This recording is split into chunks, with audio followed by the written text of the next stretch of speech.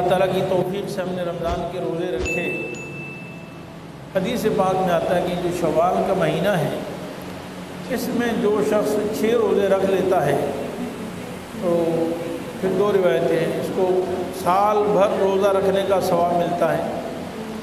اور ایک حدیث میں آتا ہے کہ ایسے جیسے زندگی بھر روزے رکھے۔ 6 روزوں کی بڑی فضیلت ہے حدیث میں، اور اس کو یہ ثواب علماء فرماتے ہیں کہ اس حدیث کی حکمت 6 روزے رکھوانے کی یہ ہے کہ 1 مہینہ ہم نے فرض روزے رکھے ہیں، اور حدیث قرآن کریم میں ہے من جاء بالحسنہ فلہ عشر امثالھا، جو ایک نیکی کرتا ہے اس کو 10 گنا نیکیوں کا ثواب ملتا ہے۔ تو گئے کہ رمضان کے روزے رکھے 1 مہینہ تو 10 مہینوں کے روزوں کا ثواب ہو گیا، ایک نیکی کا مطلب 10 گنا ہے، 10 مہینوں کے روزوں کا ثواب مل گیا۔ اب سال میں ہوتے ہیں 12 مہینے،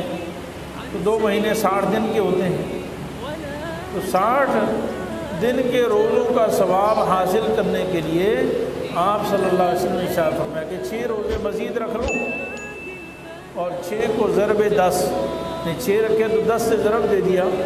10 سے 60، تو گویا کہ 60 روزوں کا ثواب حاصل ہو جائے گا، 2 مہینے کے مزید روزوں کا ثواب ہو جائے گا،